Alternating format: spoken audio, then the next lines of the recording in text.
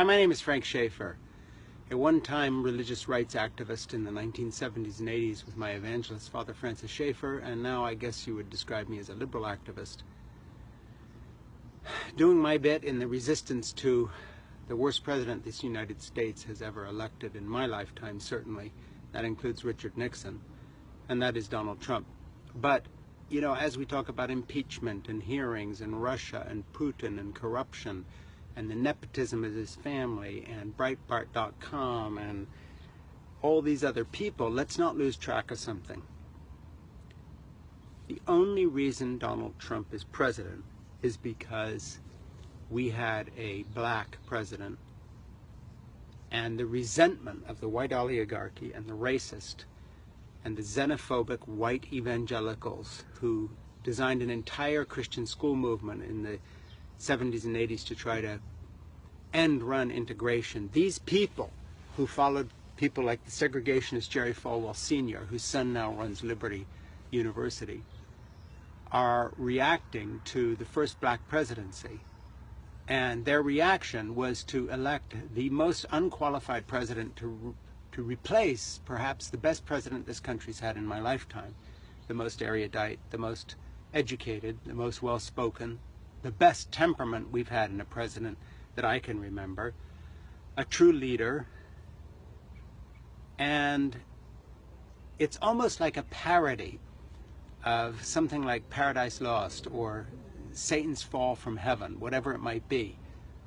The reaction against this wonderful figure of President Obama, who endured an 8-year slow-motion lynching by the white mob, the oligarchs, the alt-right, the white supremacists, and all the rest of it.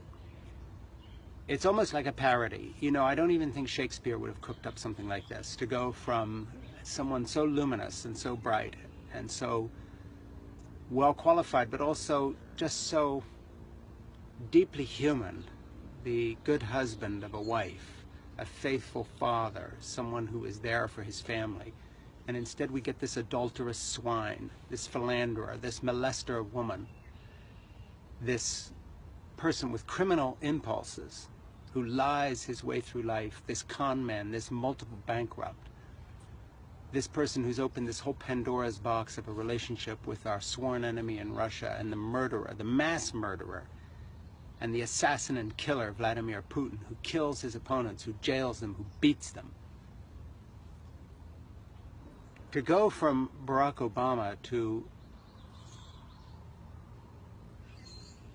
Trump is really mind-boggling, but it's only explicable by the depth of the racism.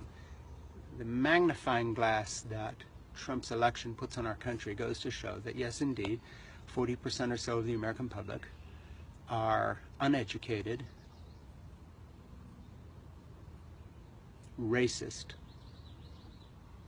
fools who occupy this white underclass that, by the way, is where all the so-called real welfare mothers live. White older males my age are the people who are essentially out there sucking up dollars from the federal system, from Medicaid and Medicare and Social Security and unemployment benefits and disability, huge amounts of white males on disability, in comparison to the productive black community that the whites like to disparage, who are forging ahead economically. And that in spite of the mass incarceration of the new Jim Crow, where male black men have been locked up on the dubious pretext of minor drug charges by the millions to try to control that population out of black ascendancy into our culture.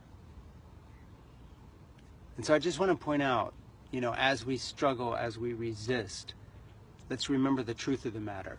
The entire fiasco of Trump is made possible by the resentment of white fools, from the billionaire oligarchs and people like Jeff Sessions and Mike Pence, all the way down to the know-nothing twits flying Confederate flags on the back of their stupid pickup trucks, roaring up and down highways.